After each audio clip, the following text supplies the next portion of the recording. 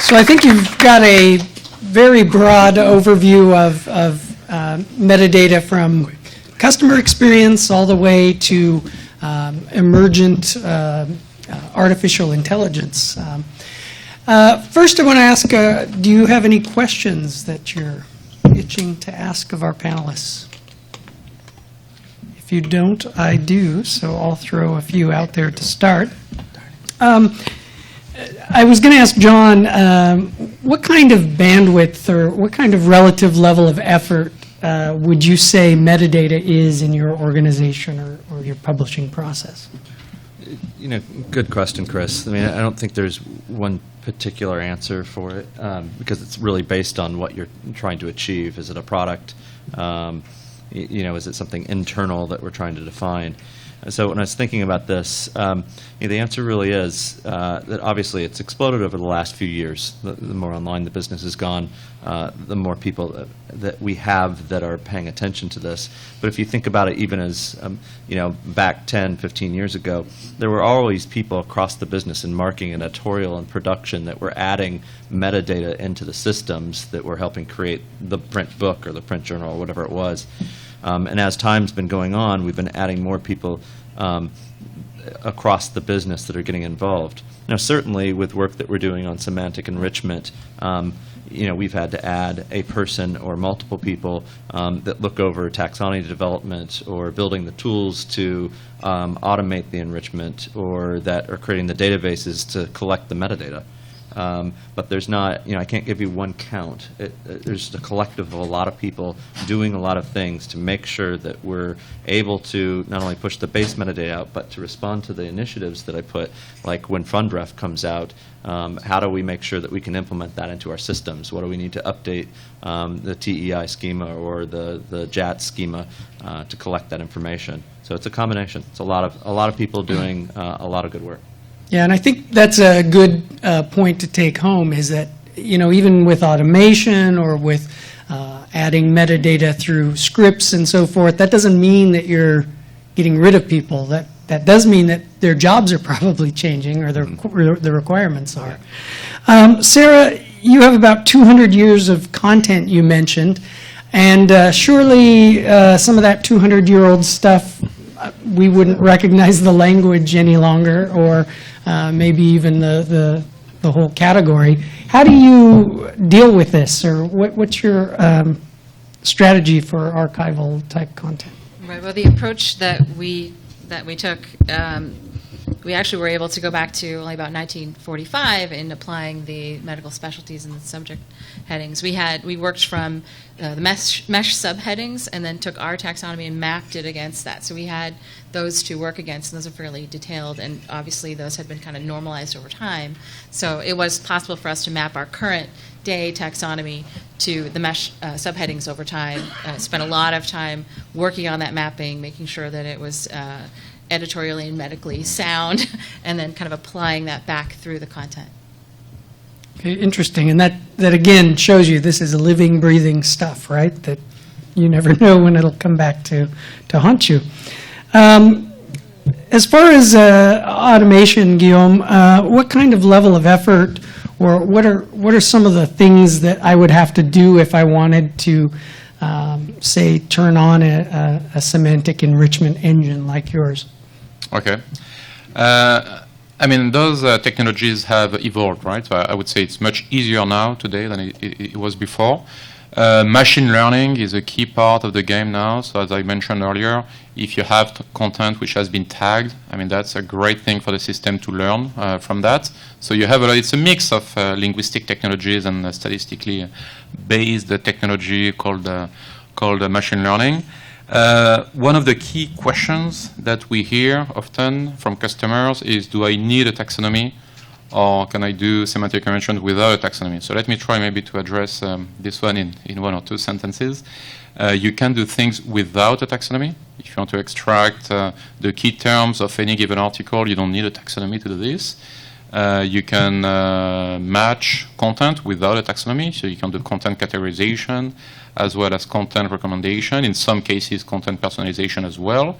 This being said, if you want to do faceted search, If you want to have topic pages, I mean, we recommend a taxonomy. And of course, if you want to feed a triple store and have data-driven product more than content-driven product, you can even go as far as having an ontology which defines those relationships. Thank you. And then, Craig, as far as the semantic web, I know I've been hearing about it for over a decade now, I think, unfortunately. And it sounds very promising. I hope that we're closer now than maybe 10 years ago. Well, that's an excellent question. There are certainly commercial enterprises that are making a pretty good living now creating linked data solutions across the world.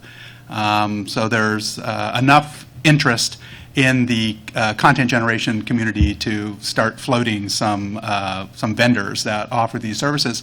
I think more importantly, though, there's two broad initiatives, one at the governmental level, both of the United Kingdom and laterally in the United States, to start to require that scholarly communication and data sets related to those communications that are publicly funded should make their data more or less publicly available. And one strategy for doing that while still preserving some of the content, let's say behind the paywall, is to create linked data triples and push them out into the web. And the other effort is what is happening at the W3C community, which is the World Wide Web Consortium standards making body started by Tim Berners-Lee to promulgate standards for the World Wide Web. There have been two recent developments.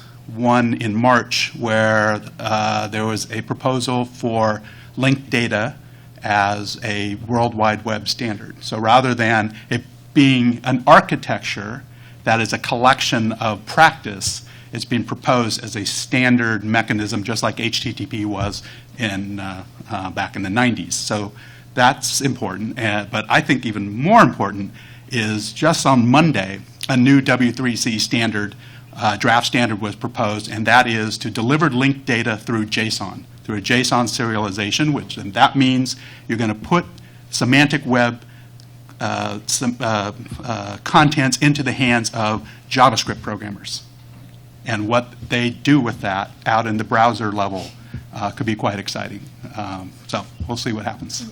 That is cool. Yeah, I think 10 years ago, none of that. I mean, if you wanted to do that, you'd write your own code. So, so maybe there is hope. Maybe we are moving. Are there any other questions from the audience? I can ask questions all day of this team. Yes. Somebody alluded that open source that is going to encourage use of semantic. But what in general the panelists feel that this open access is going to have on the investment and attention that metadata, field of metadata, and tool set and other things? Okay, so if I understand right, the question is what impact do you think open access will have on metadata and those standards around it?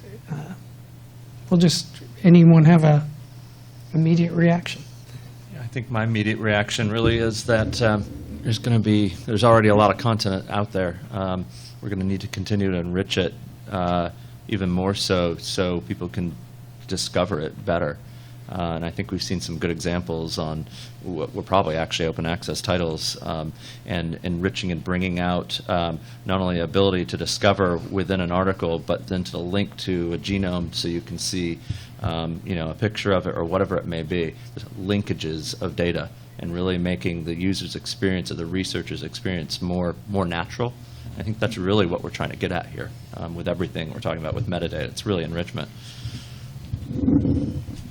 Yeah, I would agree with that. I think, for us, we tend to think about how we can enhance discoverability without really keeping in mind access. We really want to just focus on making it discoverable. I think the opportunity is that there may be pieces of content we can actually we can expose that we couldn't expose, under a less open access model. I guess my take on it would be that sort of a technology take, which is not a surprise, is you open access materials, by and large, I'll make a generalization, need additional help in discoverability. It's going to be harder for the researchers to find that open access material that they need today to help work on, to finish that paper or to find the method to conduct that research. And so getting tentacles out into the web anywhere that's possible that will lead those researchers back to that open access. I think even more so than traditional publications that are bound up in prestigious titles or well-known channels of distribution. Open access is a new channel of distribution. It's a new business model. It's going to require, I think, more emphasis on very high-quality metadata, saying what this is about, and then get that out into the web so the people who are interested in that very narrow thing find it. Okay, other questions? I had one that just came to mind. Where do I put it? The metadata. Sounds like there's a lot of this stuff. Some of it sounds like it's, part of the production process, or maybe it's in my content management system. Some of you are showing me web stuff that maybe would live in a web CMS. How am I supposed to, where do you put it? Anyone have thoughts? All on over it? the place. I'll take it first. So for us, we've put a lot of effort into building a lot of different infrastructure systems to take in and ingest this content. But specifically, it really, again, comes down to what are we trying to achieve. So sometimes we might go right back into the JETS format, the content, and say, this should be added in. And then in other cases where, as much as we might love to do that, across a corpus of 1 million journal articles, we're not going to go in and edit each one of them. So we're going to essentially link it within the database. So if we're using something like MarkLogic, we can actually have linkages to have that XML structure sitting aside the actual articles and then link it back through at the end system that it's going to. So we'll feed them all in as components and they're linked together, which I think is kind of what we've been getting at. But there's not one answer. So it's just challenging. You have to think about it of each element, like when we were talking about Crossmark or ORCID, or how should this exist or how should it live in the data, and am I going to do this or am I going to do that? And the answer might be based on how much content you have and then the systems that you have to manage other content. Not easy. I was, one of the customers I work with has an interesting project where they're actually building what they call a metadata hub. That's essentially a service that exists on their network where they can query for all the different kinds of metadata. So they just make sure that when, whether it's the web people doing something or print people doing something or whatever, that stuff eventually bubbles into that hub, I guess. Yeah, that's a really good point. So for us right now, again, we're looking at the systems that we have, and we have a content management system, we have a digital asset management system, we have a marketing system, we have a production database. We've got a lot. So internally, how do we know what we have? And this then goes deeper into linked open data and other aspects of how to discover it. But even internally, we need to understand what we have. From an editorial perspective, we'll use that use case. They need to know, what do I have, so how can I learn about what we have so I can derive a product from it? And in that case, we're having to build interfaces on top of all of our databases so we can query and search and find the data in all the locations we do have it in. So it's just constantly, kind of thinking at what are we trying to achieve here? How do we discover our data? Right, and I think an interesting question is where do you draw the line? So, for example, do you store altmetrics data? Do you store social media? Do you store usage, or do you just call it? So, I think it's hard to know exactly where you can put the boundaries around what you actually store, essentially. Yeah, interesting. Question here. I apologize. I was a little bit late, so I may have missed something. But I don't think I've been to a metadata session that hasn't used the term taxonomy. So it sounds like we're kind of moving past true or false? Okay, so the question is, the questioner here says that she has not been to a metadata session that didn't talk a lot about taxonomy. And that's actually a very interesting observation. I hadn't realized how little we have talked about taxonomy. And so the question is taxonomy less relevant, or why aren't we talking more about that? I think I can ring the bell at least once for saying taxonomy. So in one of my slides, I was showing a taxonomy that we developed for research methods, and that was done in the traditional way, and it's very relevant. And we continue to look at each product level, how we need to link data. In that case, that made sense. In the case of when we were doing stage knowledge, using an automated enrichment process worked better for us rather than developing a traditional taxonomy.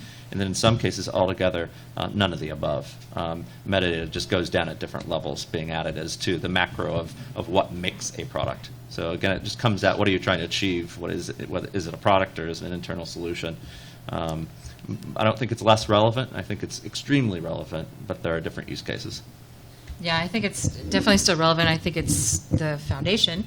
But I think when we look at all the different kinds of metadata that are available now, that are relevant now in product development, it's a question of building on taxonomy, not just subjects and topics anymore. Yeah, I would say it's still a big part of the game. As John mentioned, I mean, we can do more things without a taxonomy, but still, I mean, it gives a very good structure for the faceted search, for the topic pages, for organizing the content.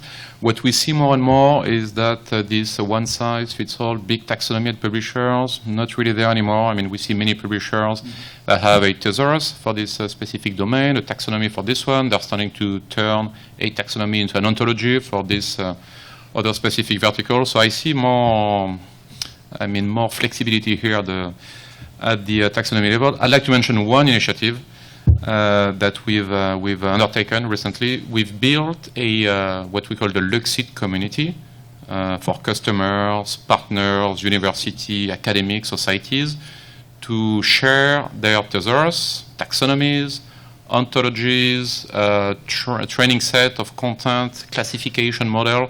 So it's fairly new. I mean, we launched it in January, but we have already 75 organizations collaborating.